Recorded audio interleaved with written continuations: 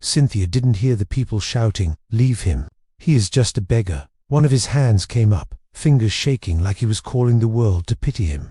Cars slowed on the bridge. Then a slim, dark-skinned young woman with torn brown gown and wet hair flying behind her ran. That was Cynthia.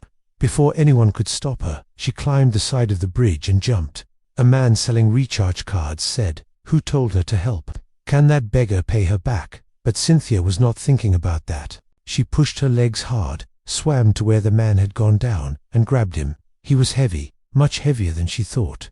She wrapped one arm around him and used the other to push the water away. It was hard. Cynthia was not a big woman. She was just a 24-year-old orphan who sold bottled water on the street and sometimes washed clothes to eat. Above them, people looked down from the bridge. Some pointed, some brought out phones. Nobody jumped in to help. Slowly, painfully, Cynthia pulled the man toward the side of the bridge where the concrete met the water. There was no ladder, no line, just rough edges filled with green moss. "Hold him up," someone shouted, but still nobody came close. Cynthia's hands were shaking. The man's head kept falling back. Maybe a madman, maybe a drunk, maybe a poor beggar. To Cynthia, he was a human being. She placed both her palms on the concrete, pressed her shoulder under his chest, and with a cry that came from deep inside her, she pushed. For a second, people on the bridge said, "Chai, they have drowned together." And she came out wet, gasping, brown gown torn in two places, hair scattered and pasted to her face. In her arms, the man. She was carrying him like a mother carries a sick child. His black suit was soaked. His white shirt was no longer white. You could hear only cars stopping, people clicking phones, the water below moving like nothing big had just happened. A big black SUV drove in from the other side and stopped in front of the crowd. It was not a random car. It was clean, expensive, and the way it stopped showed someone inside was in a hurry. The door opened.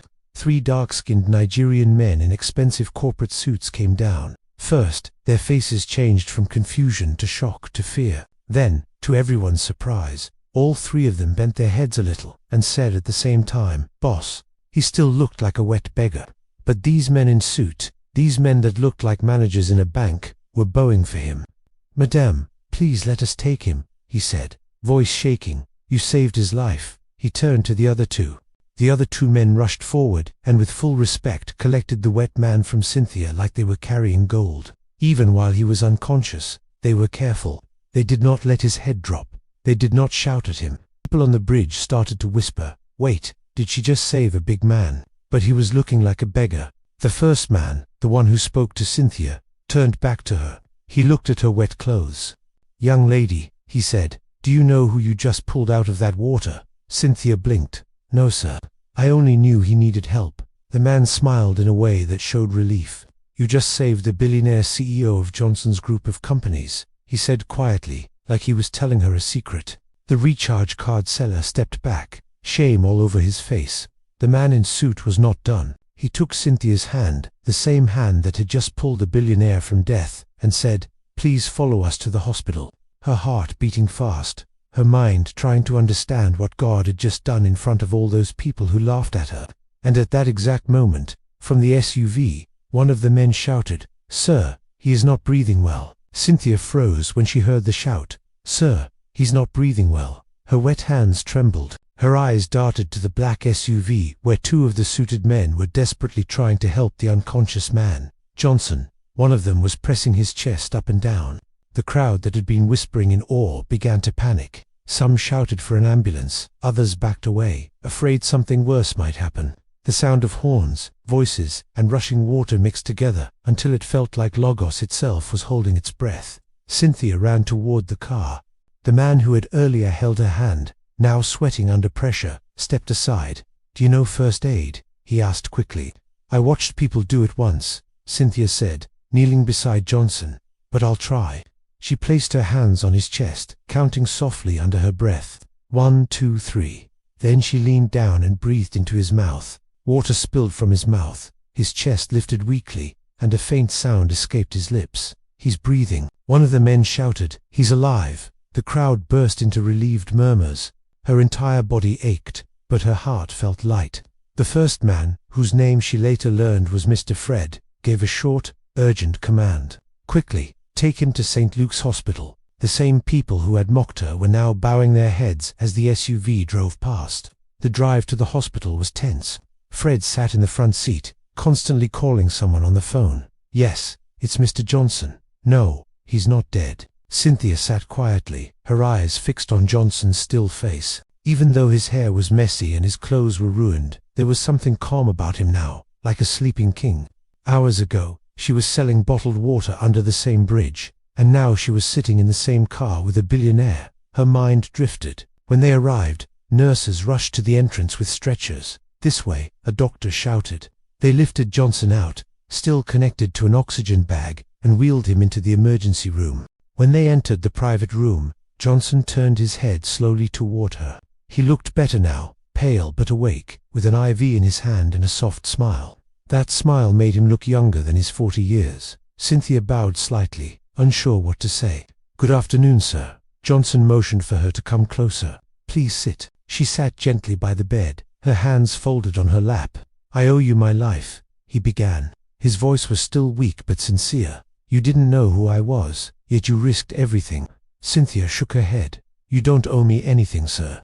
I only did what I was taught, to help anyone in need." Johnson smiled faintly.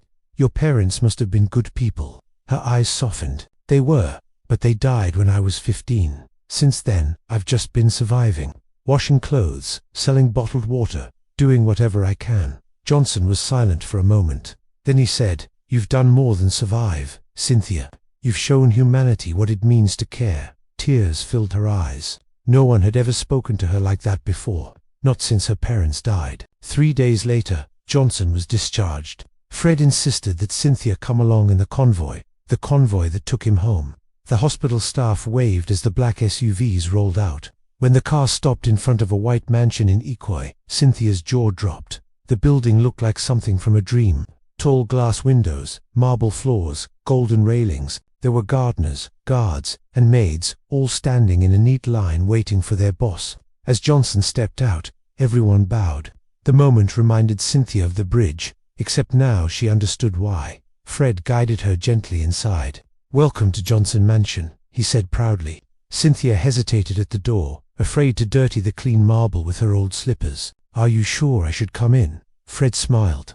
"You saved the man who owns this place. You deserve to be here." Inside, the mansion sparkled. Crystal chandeliers hung above.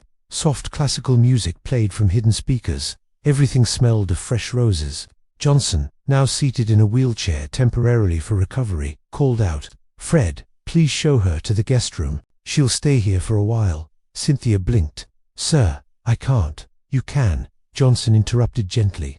"You need rest, too. You've done enough for others.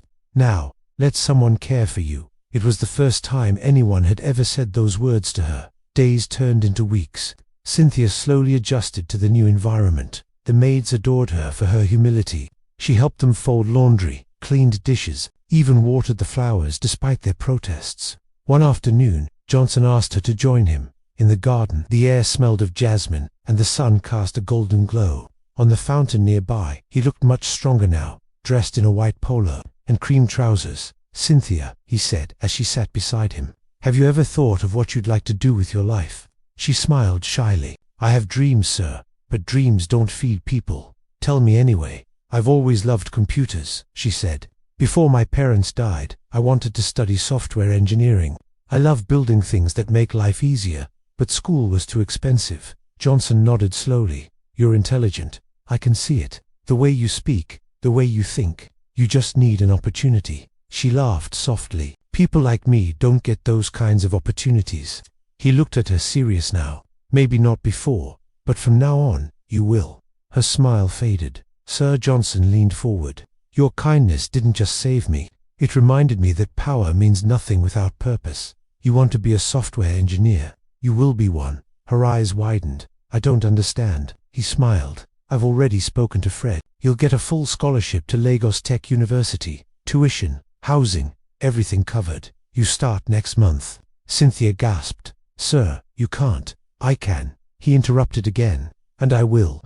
You didn't wait for permission to save me, so I won't wait for permission to change your life." Her eyes filled with tears. She covered her mouth speechless. "Thank you," she whispered at last. "Thank you, sir. I won't disappoint you." He smiled warmly. "I know you won't." The weeks before her admission passed quickly. Fred took her shopping for school supplies, new clothes, a laptop, textbooks, and a phone. For the first time in her life, Cynthia felt like someone who mattered.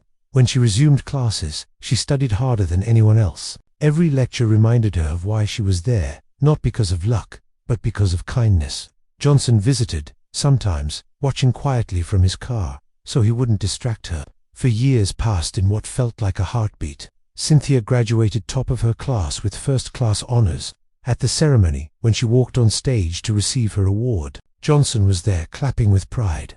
After the ceremony, he said, "Now it's time you joined the company. Me work at Johnson's group." "Why not?" he said with a smile. "You saved the owner. You deserve a seat inside, not outside." A few months later, Cynthia began working as a junior software engineer at Johnson's group. The same girl who once begged for jobs now designed systems used by millions. Her co-workers admired her, though few knew her story. Every evening, when the office lights dimmed, Johnson would visit her workspace. They'd talk about ideas, future plans, and sometimes about life and loss. One night, after a long meeting, he said softly. Cynthia froze, their eyes met, and for the first time it wasn't gratitude in his gaze. It was something deeper, warmer, real. Before she could find words, the door opened. Fred stepped in carrying a tablet. "Sir, the board is ready for your approval on the merger," he announced, then stopped awkwardly when he sensed the tension in the air. Johnson quickly turned toward him. "I'll be there in a minute, Fred." Fred nodded and quietly left, closing the door behind him. Cynthia cleared her throat nervously. "I should go too." Sir Johnson's eyes softened. "Cynthia," but she was already walking toward the door. "Congratulations on the new branch, sir," she said quickly, forcing a polite smile before leaving. That night, Cynthia couldn't focus. She tried reading, coding, even praying, but her heart wouldn't settle. Johnson's words replayed in her mind like music. "I can't stop watching you live." The next evening, she was surprised when Fred called her. "Miss Cynthia, Mr. Johnson requests your presence at the garden restaurant by the mansion tonight." "The garden?" she asked, confused. "Yes, Mom. It's urgent, but peaceful," he said with a knowing tone. Cynthia smiled nervously. "All right, I'll come." The garden was glowing with soft lights and the gentle sound of a fountain. Johnson sat at a small round table, dressed in a grey dinner suit. No tie, just calm elegance. When he saw her, he stood up and smiled. "You came," he said. She nodded. "Fred said it was urgent." "It is," he replied. "Please sit." The waiter served them grilled fish and juice. For a few minutes, neither of them spoke. The sound of crickets and gentle jazz music filled the air. Finally, Johnson said, "Cynthia, do you know what day it is today?" She frowned. "No, sir. It's exactly 1 year since you saved me under that bridge." Her eyes widened. 1 year already," he nodded. "And every single day since then, I have been thinking about what that meant, not just for my life, but for my heart." She froze, eyes locked on him. "Cynthia," he continued, voice tender, "I've met powerful people, rich people, famous people, but no one ever made me feel truly alive until you jumped into that water. You didn't care about who I was. You just cared that I was human." Cynthia blinked back tears. "Sir, you don't have to say all this." He shook his head gently. "I want to. You've become my best friend, my peace, my reason to look forward to mornings again." She was silent, her heart pounding, so loud she could barely breathe. He smiled softly. "You told me once your parents taught you to be kind. I think they also taught you how to love. And somehow you've taught me, too."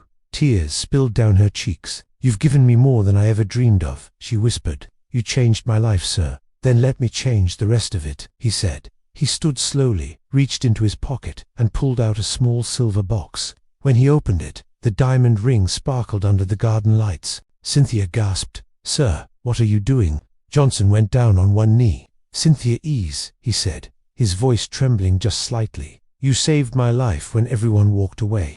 You showed me that love doesn't begin with wealth. It begins with kindness. Will you marry me?" For a moment, Cynthia couldn't speak. Her hands shook, her vision blurred with tears. "Sir, I—" Just then, the garden lights flickered, and thunder rumbled in the distance. Raindrops began to fall, gentle but steady, like a blessing from above. Johnson didn't move. He stayed on his knee, rainwater soaking his suit. "Say yes," he whispered, smiling up at her through the falling drops. Cynthia laughed through her tears. "You're going to get sick again," she said. He laughed too. "Then save me again." And in that moment, as the rain poured harder, as lightning flashed across the sky, Cynthia fell to her knees and hugged him tightly. "Yes," she whispered against his shoulder. "Yes, I'll marry you." Applause suddenly filled the air. Fred and some staff had been standing nearby.